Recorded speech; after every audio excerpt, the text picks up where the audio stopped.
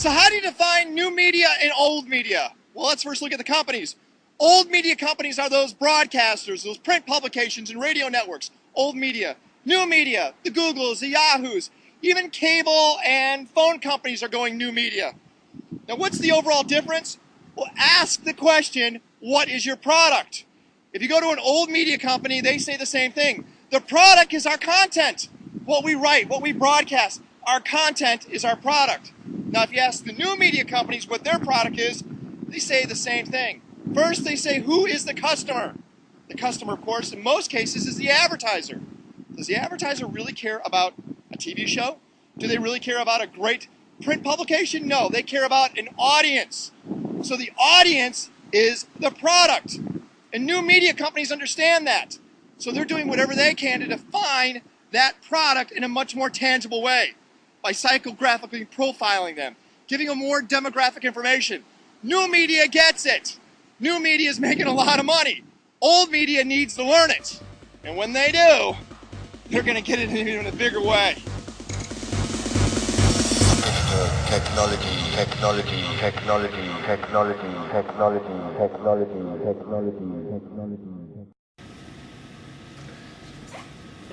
Hi, my name is Brandon. I'm Andrea. And I'm Jonathan. And I'm Mendel. And today, since YouTube is such a large part of new media, our entire presentation will be like a YouTube-like clip.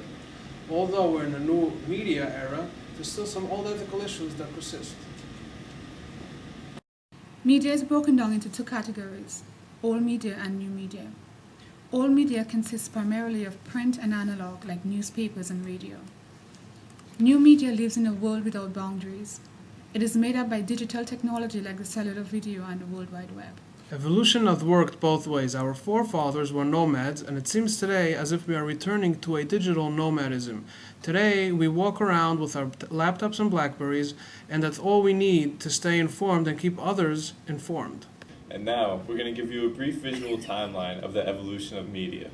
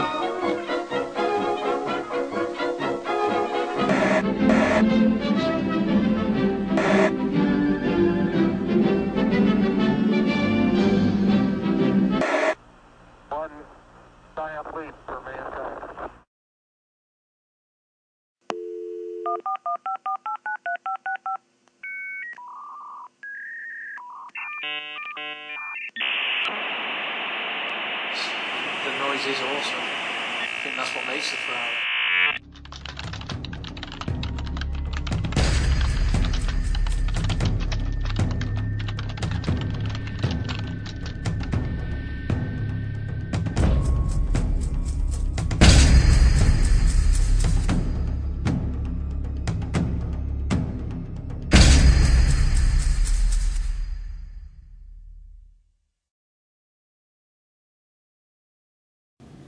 Mark Zuckerberg was born on May 14, 1984 in Dobbs Ferry, New York, making him only 23 years old. He began computer programming in the 6th grade and after high school enrolled at Harvard University as part of the class of 2006. As a student, he continually worked on computer projects from his dorm room, but often got in trouble with the computer service department when they brought him before the administrative board for hacking into the students' records to create an online directory. He was charged with breaching computer security and violating rules on internet privacy and intellectual property. However, this did not stop Mark from working. Facebook launched on February 4th of 2004. Due to the success on his own campus, he began with his roommate Dustin Moskowitz to spread it into other colleges in hopes that it would continue to grow. By the summer, more than 30 college universities students were able to use Facebook. Mark and Dustin then decided to move to Palo Alto for California in order to continue their company. But since the company began to grow so much, they decided not to move back to Harvard after all. Facebook then became the 6th most trafficked site on the internet. Rumors began to grow as they realized that Zuckerberg was refusing to sell the company. There was a rumor that his company was offered $1 billion and he ended up saying no to it. But compared to Friendster, this was the first social networking site out there that has now fallen to the wayside to giants like MySpace and Facebook. Later on, this company was also offered $30 million in 2002 by Google, who then turned it down. Zuckerberg says, and quote, "As a company, we're very focused on what we're building and not as focused on the exit. We just believe that we're adding a certain amount of value to people's lives if we build a very good product," end quote. Recognizing Facebook's large and growing social presence, Microsoft took 1.6% equity stake in Facebook, which they paid $240 million for, valuing the company at a whopping $15 billion. This makes Mark the richest person under 30 with a net worth of $1.5 billion. Mark discovered that the road to success was not without any bumps. He introduced two ideas that could be seen as a breach of people's privacy. Go. One idea was tracking people's buying habits, meaning that Facebook would track my online buying habits and would inform all my friends and affiliates about my purchases.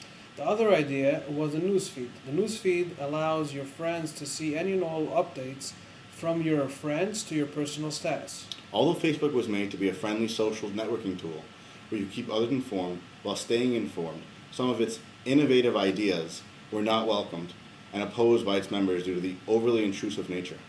Where the newsfeed was fixed to allow users to adjust to privacy settings, tracking buying habits was not implemented. A world of rumors and blogs. The world of blogging has a very large range, from political and social blogs to illegal blogs and news and personal blogs. It sometimes seems that there is no code of ethics when it comes to blogging, and yet blogging can have a very powerful effect on the reader. A good example is the case of Tricia Walsh Smith, who, according to a New York Times article, when the X-Blogs, The Dirtiest Laundries, aired, posted a video blog on YouTube saying such things as, "We never had sex and my husband was hoarding Viagra, pornography and condoms."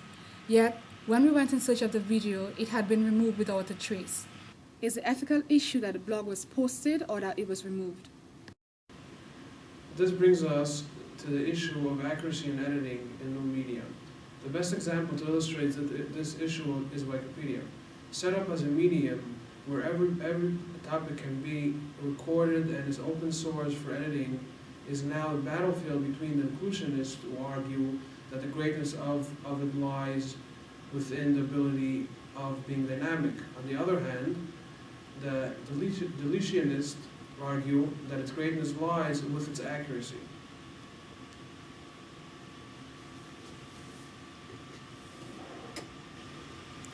Now let's say I go to Wikipedia and type in an obscure topic like list the nicknames used by George W. Bush. As you can see, it shows up.